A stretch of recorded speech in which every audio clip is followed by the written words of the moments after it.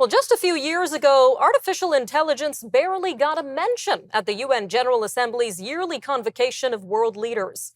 But after the release of ChatGPT last fall, it turbocharged both excitement and anxieties about AI. And it's a sizzling topic at diplomacy's biggest gathering. It comes as governments at various levels are mulling, and some have already passed regulation. Industry heavy hitters say that guardrails are needed, but want to protect the technology's potential. And outsiders and even some insiders warn that part of that potential could be catastrophic. Well, joining us now to unpack this further is Brendan Caldwell, director at Caldwell Securities Ltd. Brendan, welcome back to Forum Daily. Thanks. Glad to be here, Nima. So considering how rapidly this world of AI continues to evolve, just how much AI do you believe will be needed in the future? Well, all of it. To say we can put a limit on technology is a fool's errand. Now, part of, I think, the concern was well articulated by the founder of a company called Cohere, based here in Toronto, Aidan Gomez. He said, for 100 years, and it has literally been 100 years since the word robot entered the English language. For 100 years, we've been telling ourselves stories about an alien intelligence created by ourselves that ends up dominating and overthrowing the world that we know.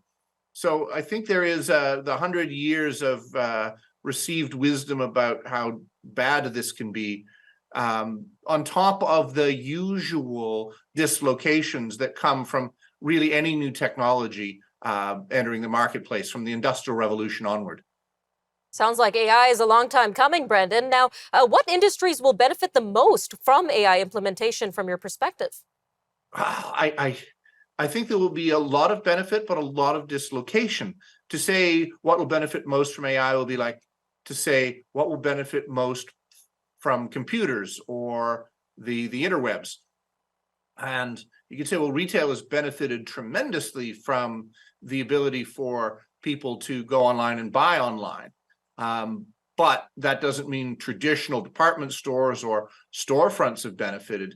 The amount of goods sold has skyrocketed while the storefronts have suffered by comparison. So there will be considerable dislocation. And I think in professional industries as well, I think you will see benefits, but also fairly disruptive transitions, so that what was done before, the way business was done before, may not work as well in the future. All right, Brendan, and what about the financial industry? How do you see AI impacting your industry in particular? Well, I think both the financial industry and all of the professional industries, accounting, law, so many of them will, I think, be given a choice. Go hard one way or the other. Either go really hard into technology, do mass market at low margins using AI, or really double down on the interpersonal. Because there is a premium to the human connection that we've seen over COVID. We would have thought that generations younger than I would have thrived just doing everything electronically. Turns out they're the ones that got hurt the most by being isolated for so long. So either I would suggest to any budding professional in our industry or any other to either understand the technology really well and or develop the interpersonal skills, because interpersonal skills are not natural. They're all learned, with me especially. All right, Brendan. Now, I want to expand on that point about human interaction that you were mentioning. How important do you think human interaction is when it comes to building a successful business? Well, I think it's very important. A wise man in our industry said to me many years ago, Brendan, I think people deal with us in this business for one of two reasons. Either they think you're incredibly smart or they like you. And Brendan, in 30 years, I've never met anybody who's incredibly smart. So it's about really understanding. Computers know everything, but understand nothing. And it may be a while, notwithstanding the movies, before computers genuinely have empathy.